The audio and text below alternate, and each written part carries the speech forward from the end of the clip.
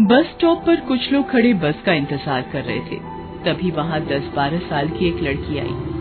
उसके कपड़े गंदे और फटे हुए थे। वो वहां आकर लोगों से कहने लगी, बाबूजी 2 रुपए दे दो, बाबूजी 1 रुपए दे दो, 2 दिन से कुछ नहीं खाया है, 1 रुपया दे दो ना बाबूजी। वो लड़की दोपहर तक ऐसे ही लोगों से पैसे मांगती रही। फिर दोपहर को अचानक गायब हो गई। उसके बाद अगले दिन फिर सुबह सुबह बस स्टॉप पर आ गई और पिछले दिन की ही तरह लोगों से भीख मांगने लगी। ऐसा उस बस स्टॉप पर अक्सर होने लगा। एक दिन अशोक कुमार नाम के एक रिटायर्ड स्कूल मास्टर उस बस स्टॉप पर आए। वो लड़की उस दिन भी उसी तरह भीख मांग रही थी। उस दिन उसे कोई भीख नहीं दे रहा था। चल चल चली जा यहाँ से। मैंने क्या तेरा ठेका ले रखा है जो रोज रोज चली आती है भीख मांगने, भिखमंगी कहीं की।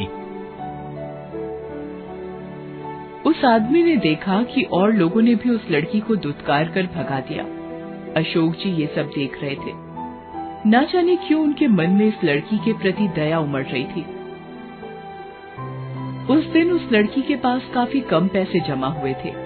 अभी वो पैसे लेकर वहां से जाने के लिए निकली ही थी कि अचानक वहां पड़े पत्थर से उसे ठोकर लगी और जो भी थोड़े बहुत पैसे उस दिन उसके पास जमा हुए थे वो भी उसके हाथों से छिटक कर नाली में जा गिरे। उस लड़की ने पहले तो अपने पैसों को बहुत खोजा, मगर जब वो नहीं मिले तो आंखों में आंसू लिए वहां से जाने लगी। ये देखकर अशोक जी से रहा नहीं गया। वो उस लड़की के पास आए और उससे कहा, नहीं नहीं बेटा, रोते नहीं है। फिर उन्होंने सोचा,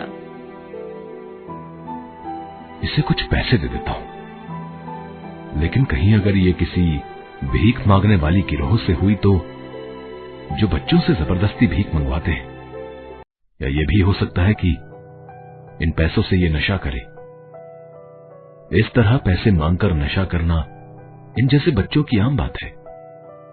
ये सब सोचकर उन्होंने कहा, अच्छा बेटा, ये बताओ कि पैसे लेकर तुम क्या करोगी? इन पैसों का मैं खाना खरीदूंगी बाबूजी। कहीं ये झूठ तो नहीं बोल रही?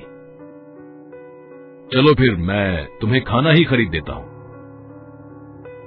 इसके बाद अशोक जी उसे खाना खरीद कर देते हैं। खाना लेकर वह लड़की वहां से चली जाती है। कहीं ये खाना फेंक कर फिर से भीख मांगने ना आ जाए, इसलिए कुछ देर यहीं रुक कर देखता हूं। अशोक जी काफी देर तक वहां रुके रहे, मगर वो लड़की फिर नहीं आई। अशोक जी भी वहां से चले गए। अगले दिन जब अशोक जी फिर से उस बस स्टॉप पर आए तो उन्हें फिर से वही लड़की दिखी जो लोगों से भीख मांग रही थी। उस दिन भी अशोक जी ने उसे खाना खरीद कर दे दिया। कुछ दिनों तक ऐसा ही चलता रहा। एक आध बार तो अशोक जी खुद भी अपने घर से खाना लाकर उस लड़की को दे देते थे। एक दिन जब अशोक जी ने उस लड़की को खाना दिया तब उनके मन में एक बात आई, आखिर ये लड़की है कौन, और क्या ये सिर्फ रोज खाने के लिए ही भीख मांगती है? और अगर ये खाने के लिए ही भीख मांगती है तो फिर ये खाना खाती क्यों नहीं, लेकर कहां जाती है? ये सोचकर अशोक जी चुपके से उस लड़की का पीछा करने लगे। वो लड़की वहां से निकलकर बस स्टॉप के पीछे बनी झुग्गी झोपड़ियों में जाने लगी। वो कभी इस गली में घुसती तो कभी उस गली में। हालांकि अशोक जी तेजी से उसका पीछा कर रहे थे, मगर एक गली में घुसकर वो लड़की गायब हो गई। धत तेरे की, इतनी मेहनत के बाद भी पता नहीं चल पाया। खैर कोई बात नहीं, आज नहीं तो कल इस बात से पर्दा उठा ही लूंगा मैं। अगले दिन अशोक जी उस लड़की को देने के लिए घर से ही बना खाना लाते हैं। ले बेटा, खाना खा ले। आज तू यहीं बैठकर क्यों नहीं खा लेती? वो बाबूजी, वो मैं खा लूंगी आराम से, आप चिंता मत कीजिए। तो फिर यहीं खा ले। देखो अभी खाना गर्म भी है, बाद में ठंडा हो जाएगा तो अच्छा नहीं लगेगा।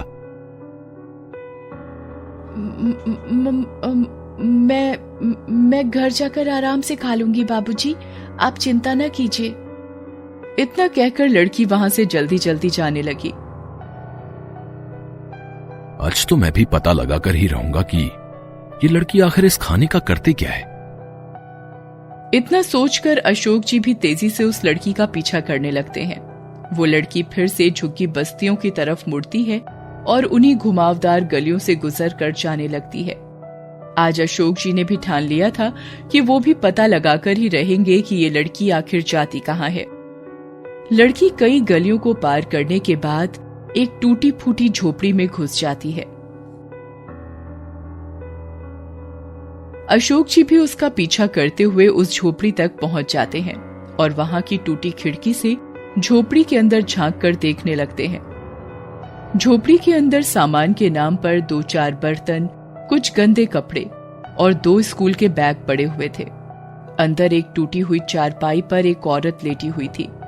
शक्ल से वो काफी बीमार लग रही थी। उसके पैरों के पास जमीन पर 7-8 साल का एक लड़का बैठा हुआ था। लड़की जब खाना लेकर अंदर घुसी तब उस लड़के ने कहा, माँ दीदी खाना लेकर आ गई। चारपाई पर पड़ी उनकी माँ भी किसी तरह उठकर बैठ गई और बोली, हाय, कैसी किस्मत है मेरी। तेरे बापू का सपना था अपने दोनों बच्चों को खूब पढ़ाएंगे, मगर उनके जाने के बाद पढ़ाना तो दूर, मैं अपने बच्चों को 2 वक्त का खाना भी नहीं दे पाती। 2 रोटी के लिए मेरी बच्ची को ना जाने कहां कहां भटकना पड़ता है और ना जाने कितने लोगों के सामने हाथ फैलाना पड़ता है। ऐसी जिंदगी से तो मर जाना भला है। कहते कहते उस औरत की आंखों में आंसू आ जाते हैं। रो मत मां, बस तू ठीक हो जा। भगवान ने चाहा तो मैं और बबलू एक दिन फिर से स्कूल जाना शुरू कर देंगे। तू खाना खा और फिर अपनी दवाइयां खा, नहीं तो तेरी तबीयत और बिगड़ जाएगी। फिर वो लड़की अपने हाथों से अपनी माँ और भाई को खाना खिलाने लगती है। ये देखकर बाहर खड़े अशोक जी की आंखें भर आती हैं। वो अपने आप को रोक नहीं पाते और झोपड़ी के अंदर चले जाते हैं। उसे देखते ही लड़की अचानक खड़ी हो जाती है और कहती है, बाबूजी आप। मैं सब कुछ समझ गया हूं बेटा, तुम्हें कुछ कहने की जरूरत नहीं। तभी उनकी नजर वहां पड़े स्कूल बैग पर पड़ती है। अरे वाह, तुम लोग स्कूल भी जाते हो? जाते थे, मगर अब छोड़ दिया है बाबूजी। क्यों? पढ़ाई छोड़ने का दुख नहीं हुआ तुम्हें? दुख तो बहुत हुआ था बाबूजी, मगर जब से माँ बीमार पड़ी घर में एक पैसा भी नहीं बचा था। घर में जितनी भी जमा पूंजी थी सब माँ की दवाइयों में खर्च हो गए। 2 दिन हमारे पेट में अन्न का एक दाना भी नहीं गया था। खाली पेट माँ की दवाइयां भी असर नहीं कर रही थी। तब मजबूर होकर मुझे काम की तलाश में स्कूल छोड़ना पड़ा, मगर मेरी उम्र देखकर कोई मुझे काम देने को भी तैयार नहीं हुआ। तब मजबूरी में मुझे ये रास्ता अपनाना पड़ा, भीख मांगने का। ये पेट की आग जो न करवाए बाबूजी। मैं आज ही तुम्हारी माँ का दाखिला अस्पताल में करवा देता हूं। देखना, कुछ ही दिनों में वो ठीक हो जाएंगी और फिर तुम और तुम्हारा भाई कल से स्कूल जाएंगे। पैसों की तुम चिंता न करना। अशोक जी की बातें सुनकर उन तीनों के मुरझाए चेहरे पर मुस्कान दौड़ जाती है। रश्मि की उम्र यही कोई 20-22 साल की होगी। 2 साल पहले बस दुर्घटना में उसके माता पिता का देहांत हो चुका था। उसका इस दुनिया में अपना कहने वाला कोई भी नहीं था। रश्मि को पढ़ने का बहुत शौक था। उसके पिता उसे कलेक्टर बनाना चाहते थे। उन्होंने रश्मि की पढ़ाई में कोई कसर नहीं छोड़ी, मगर उनकी अचानक हुई मौत से जैसे रश्मि के सारे सपने बिखरने लगे। घर में जो कुछ भी जमा पूंजी बची थी उससे रश्मि ने किसी तरह अपने कॉलेज की पढ़ाई पूरी की। उसके मन में अभी भी कलेक्टर बनने का सपना फल फूल रहा था, मगर पैसे की समस्या मुंह बाए खड़ी थी। पर रश्मि ने भी हार नहीं मानी। अपनी कलेक्टर की पढ़ाई जारी रखने के लिए उसने एक घर में खाना बनाने और बर्तन मांजने की नौकरी कर ली। जब उसके दोस्तों ने कहा, अरे रश्मि, तू पढ़ी लिखी ग्रेजुएट होकर अब बर्तन मांजने और खाना बनाने का काम करेगी? कोई भी काम छोटा या बड़ा नहीं होता, और फिर ये काम मैं अपना जीवन गुजारने के लिए नहीं, बल्कि अपने सपने को पूरा करने के लिए कर रही हूं। फिर रश्मि ने काम शुरू कर दिया। दिन भर वो जी तोड़ मेहनत करती और शाम को घर आकर पढ़ाई करती। जहां वो काम करने जाती थी वहां से उसका घर करीब 5 मील पर था। तेज चलने पर भी 9 बजे रात से पहले घर नहीं पहुंच पाती थी। रात को लालटेन के सामने थकी हारी पढ़ने बैठती और ना जाने कब सो जाती, उसे पता ही नहीं चलता। उस पर इतना जी तोड़ काम करने के बाद भी उसकी कमाई इतनी नहीं हो पाती थी कि वो तैयारी के लिए सारी किताबें खरीद पाती। कोचिंग करना तो दूर की बात थी। फिर भी रश्मि हिम्मत नहीं हार रही थी। जिस घर में रश्मि काम करती थी उस घर का बेटा अमित भी यूपीएससी की तैयारी करता था। एक दिन काम करते हुए रश्मि ने अपनी मालकिन से पूछा, माँ जी, क्या अमित भैया भी यूपीएससी की तैयारी कर रहे हैं? हाँ, पर तुझे उससे क्या? तू अपना काम कर। बड़ी आई इंक्वायरी करने वाली की कौन क्या पढ़ रहा है। मालकिन की बातें सुन रश्मि ने जल्दी जल्दी अपना काम निपटाया और घर जाने को तैयार हुई। तब मालकिन ने कहा, कल जरा जल्दी आना, कुछ मेहमान आने वाले हैं घर पर, उनका खाना बनाना है। तेरे जो एक्स्ट्रा पैसे लगेंगे मैं दे दूंगी। माँ जी, मुझे पैसे नहीं चाहिए। अगर अमित भैया की पुरानी यूपीएससी की किताबें मुझे मिल जाए तो बड़ी मेहरबानी होगी। तभी अमित वहां आ जाता है। रश्मि की आखिरी बात उसके कानों में पड़ जाती है। वो उसका मजाक उड़ाते हुए कहता है, अच्छा, तो तू कलेक्टर बनेगी हैं? अरे औकात में रह अपनी। तुझे पता भी है कि यूपीएससी क्या चीज है? अच्छे अच्छों को नानी याद आ जाती, नानी। तेरे जैसे लोग कलेक्टर बनने लगे तो हो गया देश का उद्धार। अमित की बात पर उसकी मां भी जोर से हंस पड़ी। रश्मि दुखी मन से वहां से निकल पड़ी। इस बात ने उसे थोड़ा दुखी तो किया, मगर उसके हौसले को तोड़ नहीं पाई। चाहे कितना भी मजाक उड़ा ले मेरा, मैं तो अपने सपने को पूरा करके ही दम लूंगी। आज से मैं 10-10 घंटे पढ़ूंगी। अब चैन से उसी दिन सोऊंगी जब मेरा सपना पूरा हो जाए, और अगर मैं इस सपने को पूरा करने के लिए मर भी गई तो वही सही। रश्मि ने ठान तो लिया, मगर किताबों की समस्या अभी भी हल नहीं हुई थी। अगले दिन वो फिर काम पर गई। वहां उसने सारे मेहमानों का खाना बनाया और जब सब मेहमान खा पी कर चले गए तब वो मालकिन के पास गई और बोली, माँ जी, सारा काम हो गया। आपने कहा था कि आप कुछ एक्स्ट्रा पैसे देंगी। अगर कुछ पैसे मिल जाएं तो मैं उनसे किताब खरीद लूंगी। मालकिन का सारा काम तो हो गया था, इसलिए उसके मन में कुटिलता पनप गई। उसने कहा, अरे तुझे किताबें ही चाहिए ना, तू अमित की किताबें लेती जा और उन्हें पढ़कर वापस कर देना। रश्मि को यही तो चाहिए था। उसने तुरंत हामी भर दी। फिर उसकी मालकिन ने अपने बेटे अमित को बुलाया और कहा, बेटे, इसे अपनी कुछ किताबें दे दे, ये 2-3 दिनों में उसे पढ़कर वापस कर देगी। मां के कहने पर अमित ने अपनी कुछ किताबें लाकर रश्मि को दे दी। इसके बाद तो जैसे ये सिलसिला ही चल पड़ा। मालकिन रश्मि से मनचाहे काम करवाती और बदले में उसे कुछ किताबें पढ़ने को मिल जाया करती थीं। मालकिन को इसमें अपना फायदा नजर आता था। उधर किताबें मिलने से रश्मि में एक नया जोश भर गया। अब वो दुगने उत्साह से अपनी तैयारी करने लगी। अमित की वो किताबें जो अलमारी में रखी धूल खा रही थी, उनके भी भाग्य जाग गए। एक दिन मालकिन ने काम करती हुई रश्मि से पूछा, क्यों रश्मि, तेरी पढ़ाई कैसी चल रही है? अब तो तुझे किताबें भी मिल रही हैं। रश्मि कुछ बोलती इससे पहले ही वहां अमित आ गया और बोला, अरे इसकी पढ़ाई कैसी चल रही होगी?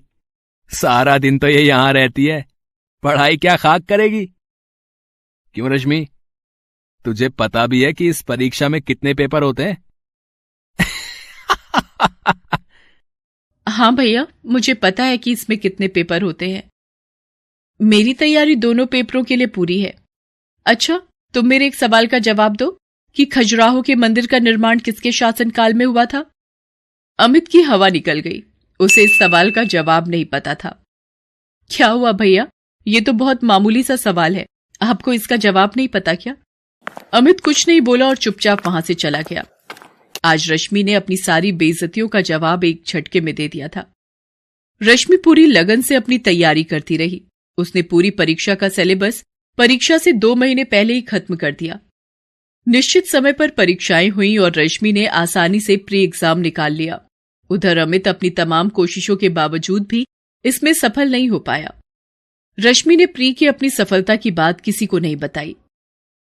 जब तक मैं इंटरव्यू नहीं पहुंच जाती तब तक किसी को यह सब बताना ठीक नहीं है। इस तरह लगातार परिश्रम करते करते रश्मि ने मेंस की परीक्षा भी पास कर ली। अब सिर्फ इंटरव्यू देना बाकी रह गया था।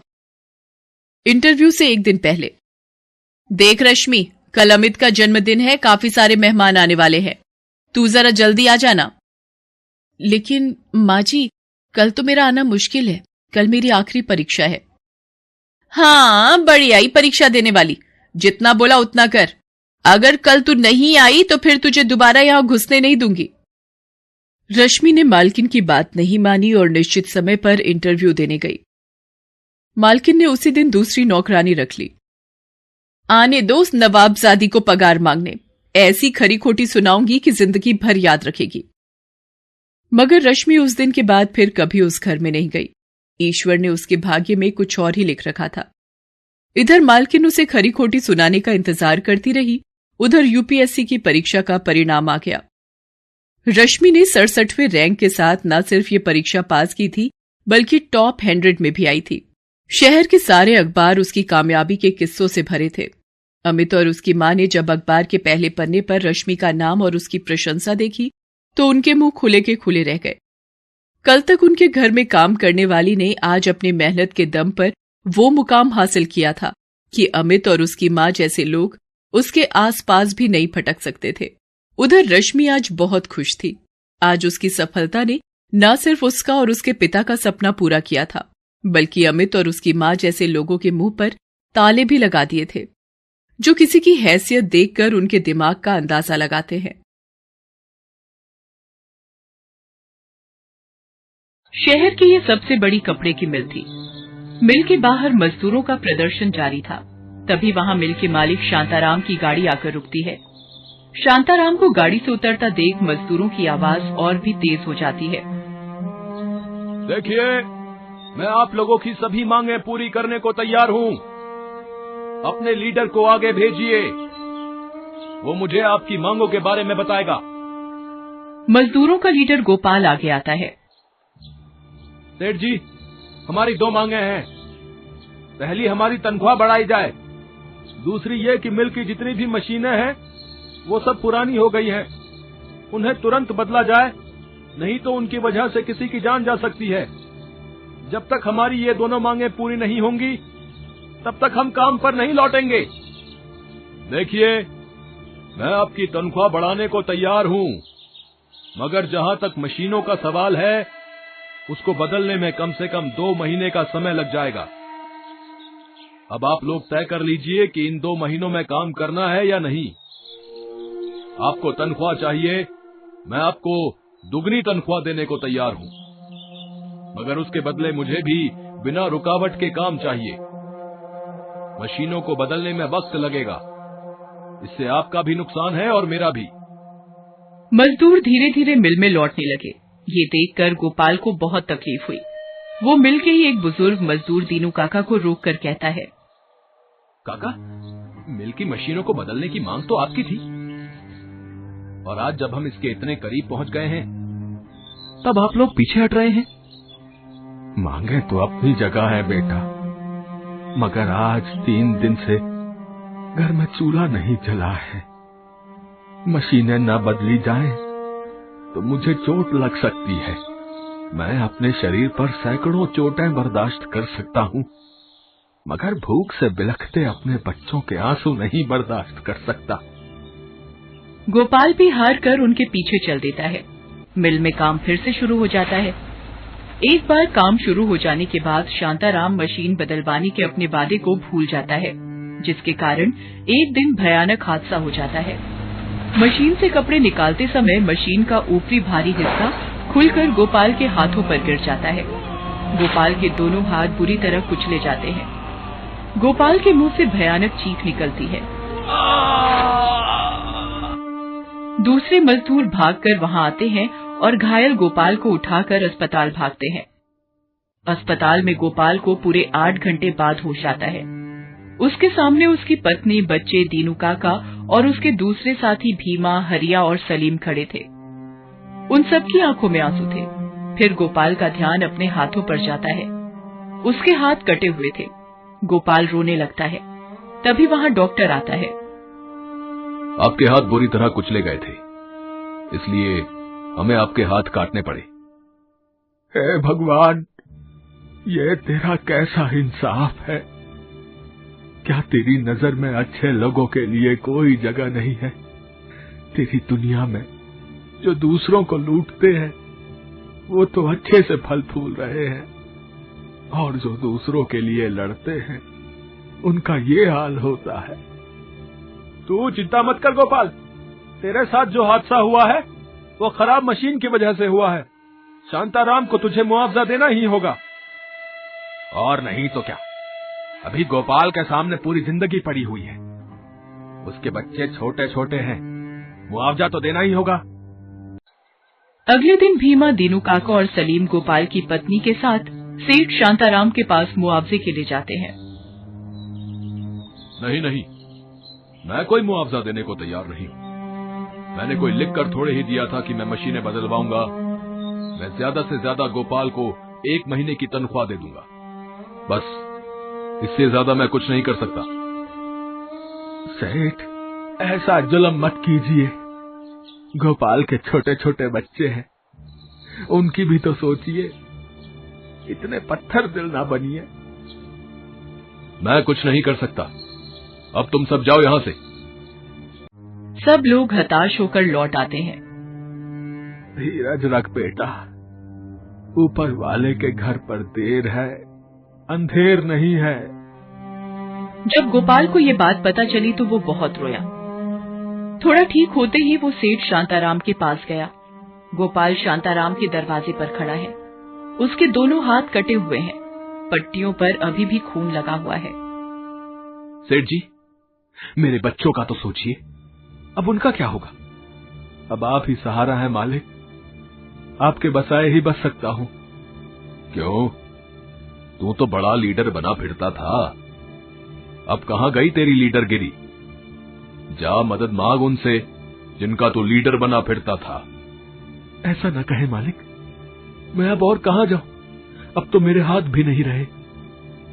देख गोपाल, तेरे हाथ कटे हैं तो मेरा भी सैकड़ों मीटर कपड़ा बर्बाद हुआ है तेरा खून लगने से। अब चुपचाप यहां से निकल जा, नहीं तो धक्के मार कर निकलवा दूंगा। मैंने 1 महीने की तनख्वाह देने को कहा था, वो मैं तेरे घर पर भिजवा दूंगा। गोपाल जब वहां से चला तो उसकी आंखों के आगे अंधेरा छा रहा था। उसे अपने बच्चों का भविष्य अंधकार में नजर आ रहा था। इसी धुन में उसे सामने से आता ट्रक दिखाई नहीं दिया। वो ट्रक से जा टकराया और वहीं उसकी मौत हो गई। शमशान में गोपाल की चिता जल रही थी। भीमा, अब तो गोपाल भी हमें छोड़कर चला गया। अच्छे लोगों के साथ हमेशा से यही होता आया है। हाँ दीनू काका, आज तक होता तो ऐसा ही आया है, मगर अब वो होगा जो आज तक नहीं हुआ। कल से एक और मजदूर बगावत पर उतरने वाला है। अब इन मतलबी दुनिया वालों को पता चलेगा कि जब एक मजदूर बगावत पर आता है तो कैसी कयामत आती है। दीनू काका को कुछ समझ नहीं आया, मगर वो भीमा की आंख में फूटते गुस्से के ज्वालामुखी को साफ देख सकते थे। इस घटना के 1 हफ्ते बाद की बात है। स्कूल जाते समय किसी ने सेठ शांताराम के बेटे राजू का अपहरण कर लिया। सारे शहर में ये खबर आग की तरह फैल गई। शांताराम के बंगले पर सारे शहर की पुलिस लगा दीजिए कमिश्नर साहब, मुझे मेरा बेटा सही सलामत मिलना चाहिए। ये सब तुम्हारी वजह से हुआ है। अगर मेरे बेटे को कुछ हुआ तो मैं भी जहर खा लूंगी।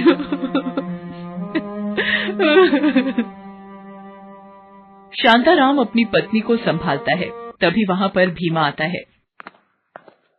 मर गया है तुम्हारा राजू, मार डाला तुम्हारे ही सताए हुए किसी ने उसे। अगर यकीन ना हो तो ये देखो। भीमा उसके सामने खून से सना कपड़ा फेंकता है। ये राजू के खून से सनी हुई शर्ट थी। उसे देखकर शांताराम और उसकी पत्नी दहाड़ी मारकर रोने लगते हैं। राजू की क्या गलती थी? उसे क्यों मारा? क्यों? क्योंकि तुम्हारी मिल में काम करने वाला गोपाल तुम्हारी लालच की वजह से अपाहिज होकर मर गया। क्यों? क्योंकि उसकी बीवी मालती मुआवजे के लिए तुम्हारी चौखट पर सर पटकती रही। तुम्हारी ही मिल के 250 मजदूर रोज अपना खून जला जला कर तुम्हारी जेबें गर्म करते हैं, फिर भी उनके घरों में चूल्हे ठंडे पड़े हुए हैं। क्यों क्यों क्यों? तुम्हारे ही पापों की कीमत चुकाई है तुम्हारे बेटे राजू ने। ये दिन देखने से पहले मैं मर क्यों नहीं गया? तभी भीमा आवाज लगाता है, राजू संभालो अपने पापा को। फिर वहाँ राजू उछलता कूदता आता है और अपने माँ बाप के गले लग जाता है। शांताराम और उसकी बीवी राजू को जिंदा और सही सलामत देखकर खुशी से रोने लगते हैं। राजू मेरे बच्चे, तू ठीक तो है ना बेटा? किसी बेकसूर बच्चे को मार दे, ऐसा भी कोई पत्थर दिल नहीं है यहाँ। तुम्हारी आंखें खोलने के लिए मुझे ये सब नाटक करना पड़ा। तुमने बिल्कुल ठीक किया भीमा। मुझ जैसे इंसान के साथ ऐसा ही होना चाहिए। मैं तुमसे वादा करता हूं कि अब मिल के सारे मजदूरों का ख्याल मैं अपने बच्चों की तरह रखूंगा। और जहां तक गोपाल के परिवार की बात है, अब उस परिवार की सारी जिम्मेदारी भी मेरी ही होगी। गोपाल की पत्नी और उसके बच्चों को अब किसी भी चीज की कमी नहीं होगी। ये बात शांताराम के दिल से निकली थी। हेलो दोस्तों, कैसे हैं आप सब?